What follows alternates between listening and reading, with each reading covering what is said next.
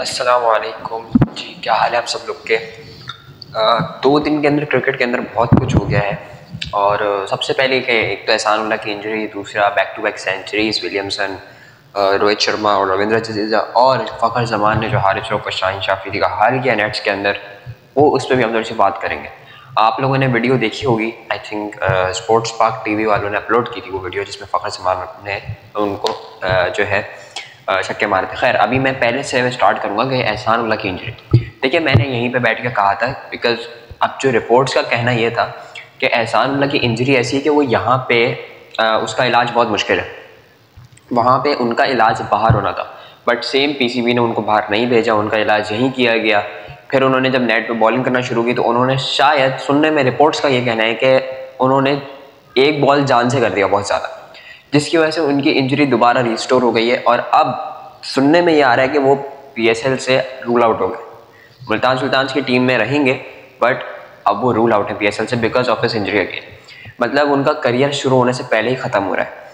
वो एक finest bowler, एहसान उल्लाह, पाकिस्तान को एक बहुत फाइनेस्ट बॉलर मिलने वाला था, जो कि मिल भी गया था। आपने T20 सीरीज़ में देखा अफगानिस्तान के खिलाफ उन्होंने किस तरह से किलर बाउंसर्स की एक स्लो ट्रैक के ऊपर किस तरह से पेस दिखाया, पिछले पीएसएल में किस तरह से बॉलिंग की। उसके बाद अब जब उस सीरीज़ के बाद जब उनकी इंजरी इतनी बड़ी, वो पूरे 1 साल तक गायब रहे, उनको वरना तो मेरे ख्याल से तो वो वर्ल्ड कप में खेलते, जो 23 का वर्ल्ड कप था वो उसमें लाजमी था, और अभी T20 वर्ल्ड कप में उनको होना था। लेकिन अब एक बंदे ने 1 साल इंतजार किया, पूरा साल रिहैब किया और अपना इलाज कराया। अब जब बारी आई थी पीएसएल में परफॉर्म करने की खेलने की, तो उनकी दोबारा से इंजरी हो गई। उनकी इंजरी बेसिकली हैंड की है, एल्बो की। अब वो एल्बो की जो इंजरी है ना, वो ऐसी इंजरी कि उसका इलाज पाकिस्तान में इतने अच्छे से नहीं होता अकॉर्डिंग टू रिपोर्ट्स, और वो इलाज बाहर होना था और होना भी चाहिए था, बट स्टिल पीसीबी ने जो है वो नहीं किया और यहीं पे इलाज कराते गए, रिहैब कराया। अब जब उनकी बारी आई, उन्होंने बॉलिंग की। अब जाहिर सी बात है, एक बॉलर जब नेट पे बॉल करेगा तो वो यही चाहेगा कि मेरी पेस आए, और उसने भी यही चाहा कि उसका एक ड्रीम है कि वो 160 प्लस करे, शोएब अख्तर के रिकॉर्ड तक पहुंचे। तो उस बॉलर के ने ऑब्वियसली मेहनत करनी है, उसने उसमें मेहनत की और उसकी इंजरी दोबारा हो गई, वो पीएसएल से रूल आउट। तो बहुत सैड न्यूज़ है, बहुत गलत है कि आप की वजह से किसी एक बॉलर का, जो कि बहुत बेहतरीन और एक फाइनेस्ट बॉलर आपको पाकिस्तान को मिलने वाला था, आपने उसका करियर शुरू होने से पहले तकरीबन डिस्ट्रॉय करने की तरफ आप ले गए। बिकॉज अब 2 दफ़ा इंजरी हो गई है। अब इसके बाद अगर उनका रिहैब हो भी जाता है तो अब वो कितने टाइम बाद वापस आएंगे, हो सकता है बहुत जल्दी आ जाए, हो सकता है नहीं आ पाए। और उसके बाद ये भी कंफर्म नहीं कि वो आगे खेलेंगे नहीं खेलेंगे। अगर खेलेंगे तो उनकी बॉलिंग पहले से कितनी चेंज हो जाएगी, क्या उनको एक्शन चेंज करना पड़ेगा या उनको अपनी रनअप चेंज करना पड़ेगा, ये सब आगे की चीज़ें। लेकिन ये बहुत एक अलार्मिंग सिचुएशन है कि आप जो है एक बॉलर, जो कि पाकिस्तान को एक अच्छा बॉलर मिला था, वो अब उसका करियर ख़तरे में। दूसरी चीज़ पे आते हैं, back to back centuries in cricket. 2 दिन के अंदर 3 सेंचुरीज हो गई। एक केन विलियमसन ने अपने टेस्ट मैच में दोबारा से 100 किए। केन विलियमसन जैसे प्लेयर की मैं बात कर चुका हूँ बहुत दफ़ा कि मैंने अपनी एक डिटेल वीडियो बनाई थी उसके ऊपर, जिसमें उसने दो इनिंग्स में 2 सेंचुरी मारी थी। तो वो वीडियो आप जाके चेकआउट कर सकते हैं, लिंक्स डिस्क्रिप्शन के अंदर मिल जाएगा, आई कार्ड में मिल जाएगा, एंड स्क्रीन में मिल जाएगा, सब कुछ मिल जाएगा। लेकिन अगर मैं थोड़ी सी बात करूँ, केन विलियमसन इस एरा का, जो कि 4 साल से एक एरा चलते हुए आ रहा है, केन विलियमसन फाइनेस्ट प्लेयर और फाइनेस्ट कैप्टन है। तकरीबन जो है जो 4 साल का एरा है, इसके अंदर फाइनेस्ट बैट्समैन और फाइनेस्ट कैप्टन अगर देखा जाए। और न्यूजीलैंड टीम उस पर भरोसा भी बहुत करती है, न्यूजीलैंड की मैनेजमेंट बहुत भरोसा करती है। तो केन विलियमसन ने एक बार फिर 100 अचीव की टेस्ट क्रिकेट में, और व्हाट अ प्लेयर ही है, इस पर तो हम कोई डाउट नहीं कर सकते। दूसरी चीज़ पे आते हैं, सरफराज खान का डेब्यू हुआ। Sarfaraz Khan an Indian player, जिनकी ड्रीम थी इंडियन टीम में खेलना। उन्होंने पहले भी सेंचुरीज मारी डोमेस्टिक क्रिकेट के अंदर, और अब उनका इंडियन टीम में डेब्यू, और उन्होंने बहुत अच्छा परफॉर्म किया, 62 रन बनाए, और रविंद्र जडेजा की सेंचुरी के लिए अपने आप को रन आउट करा बैठे। खैर, बहुत अच्छे प्लेयर हैं। मुझे ऐसा लगा था शुरू में देख के कि यार ये बहुत लेट आए टीम में बिकॉज ऑफ द फिटनेस वगैरह, बट आई डोंट नो कि उनकी क्या एज है और कितना टाइम बाद वो इंडिया टीम में आए हैं, उन्होंने डेब्यू किया है टेस्ट में। तो लेकिन ये उनका ड्रीम था, अचीव हुआ, अच्छी बात है, और एक अच्छे प्लेयर हैं वो। लग रहा है जिस तरह की उनकी हाइप है, जिस तरह लोग सरफराज खान के लिए बात कर रहे हैं, तो इससे नज़र आ रहा है कि यार वाकई कोई प्लेयर है। अगली बात, रविंद्र जडेजा और रोहित शर्मा की सेंचुरीज। रोहित शर्मा की अगर मैं आज से 2 साल पहले बात करूं या 1.5 साल पहले बात करूं, तो रोहित शर्मा को लोग बहुत ज़्यादा क्रिटिसाइज़ कर रहे थे कि ये बैटिंग परफॉर्म नहीं कर रहा, और इससे शुरू में बैटिंग नहीं हो रही। जब शाहीन ने उनको 2 दफ़ा आउट किया उसके बाद से लोगों ने तो उनको ट्रोल करना शुरू कर दिया और उनको जो है ये कहा कि नहीं ये बैटिंग सही नहीं कर पा रहे, ये कप्तान सही नहीं है वो। और फिर उनका जो कमबैक था from Asia cup to world cup journey और अब तक उनका कमबैक आउटस्टैंडिंग। अपने करियर के एंड में उन्होंने दिखाया कि यार वो वाकई में हिटमैन है और हिटमैन शो दिखाते हैं वो। उन्होंने वर्ल्ड कप में उनकी तकरीबन एवरेज हर मैच के अंदर 47 थी, 47-50 की एवरेज। और उसके बाद से उन्होंने हर मैच में परफॉर्म किया, हर मैच में अपना बेस्ट अटैकिंग क्रिकेट खेली। देन अब जो टेस्ट क्रिकेट में वो खेल लें, टेस्ट क्रिकेट को टेस्ट क्रिकेट बना के नहीं खेल रहे। आपको याद होगा आज से कोई 2 से 3 साल पहले रोहित शर्मा की इंडियन टेस्ट क्रिकेट टीम में कोई जगह नहीं थी।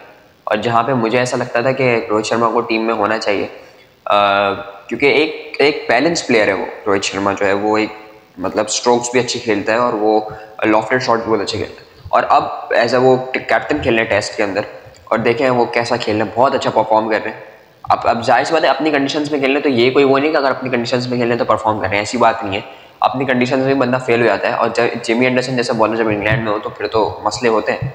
लेकिन उसने बहुत अच्छा खेला रोहित शर्मा ने और काफ़ी अच्छे शॉट्स भी मारे।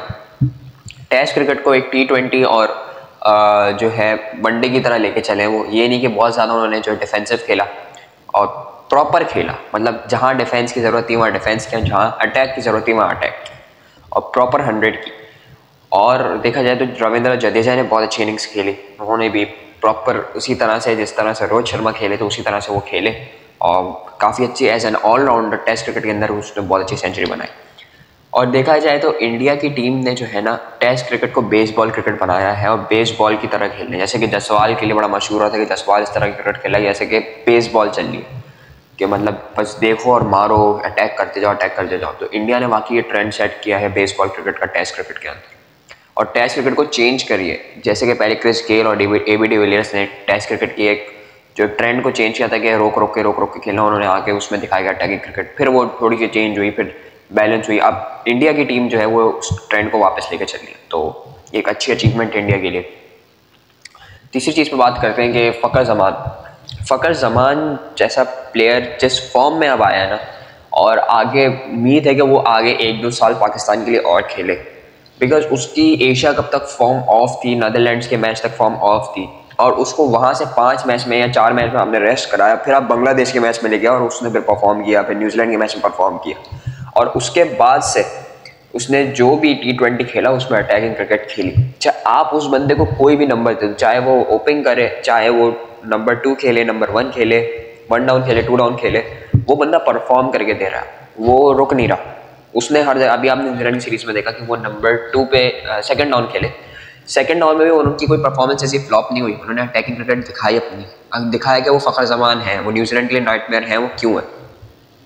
इसी तरह से नेट्स में मैंने उनकी वीडियो देखी तो मैं तो शॉक, मतलब कि हारिस रऊफ और शाहीन शाह अफरीदी को इस तरह से उन्होंने समझे फेंटा लगाया ना, मतलब एब्सोल्युटली अमेजिंग। शाहीन शाह अफरीदी ने एक बॉल उनको शॉर्ट लेंथ किया बहुत तेज़ और उन्होंने बड़े आराम से उसको कट किया, वो ऐसा लगा वो प्रॉपर छक्का लग रहा था। और हारिस रऊफ और शाहीन शाह अफरीदी की हर एक बॉल पे उन्होंने प्रॉपर शॉट खेला, प्रॉपर अटैकिंग शॉट खेला और जो कहा जा रहा था ना वर्ल्ड क्लास बॉलर्स अब एक्सपोज हो गए कि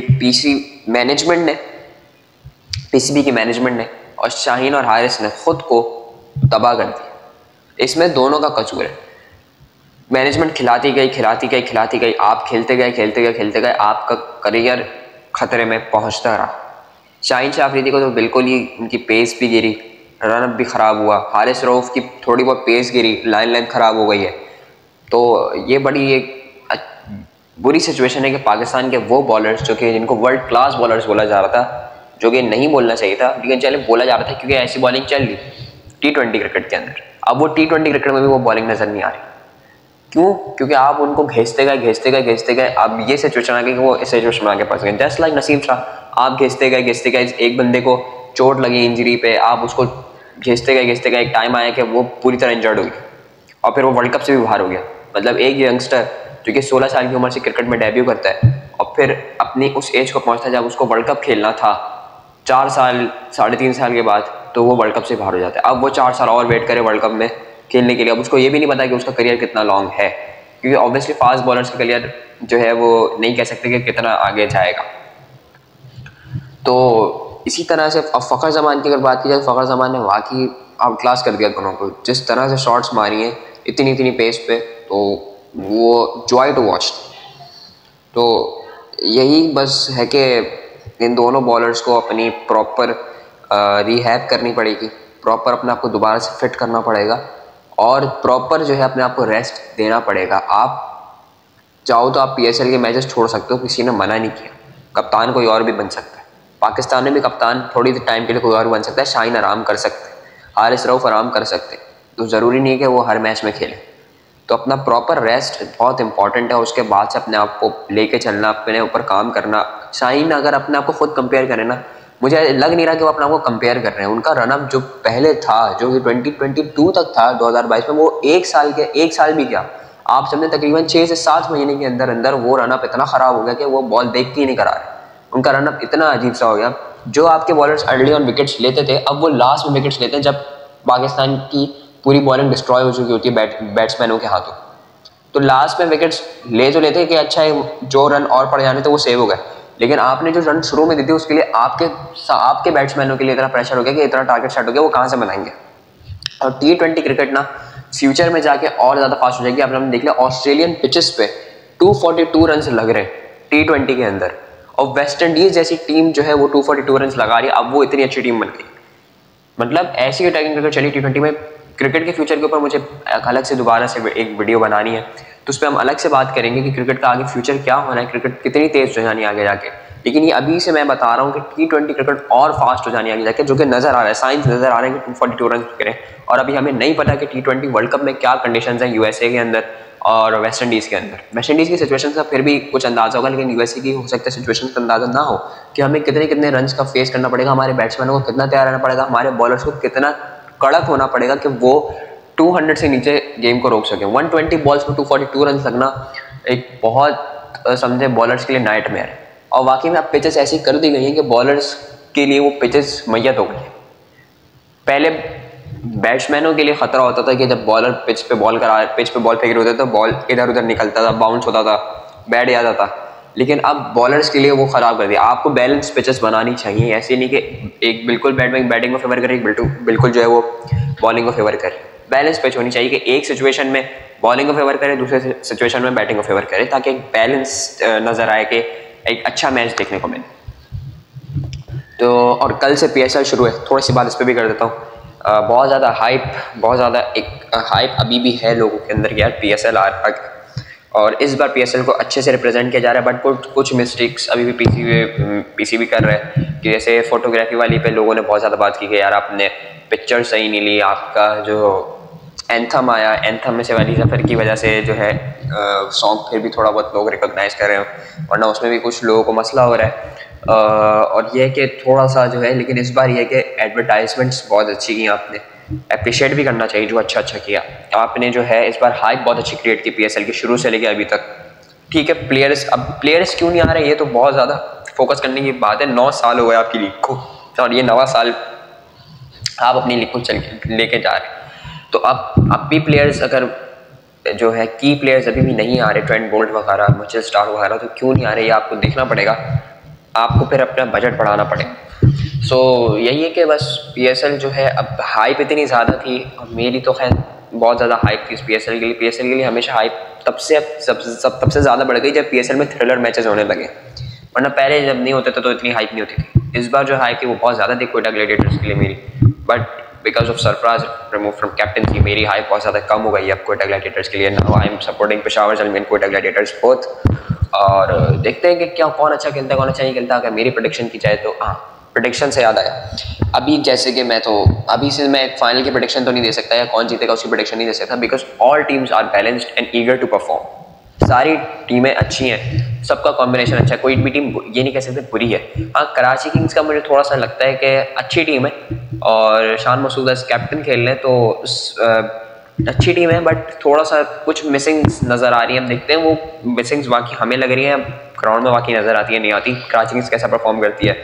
और कोयटा ग्लैडिएटर्स की हमेशा टीम सेट नज़र आ रही होती है, फिर कुछ प्लेयर्स आगे पीछे होते हैं और फिर मसला हो जाता है।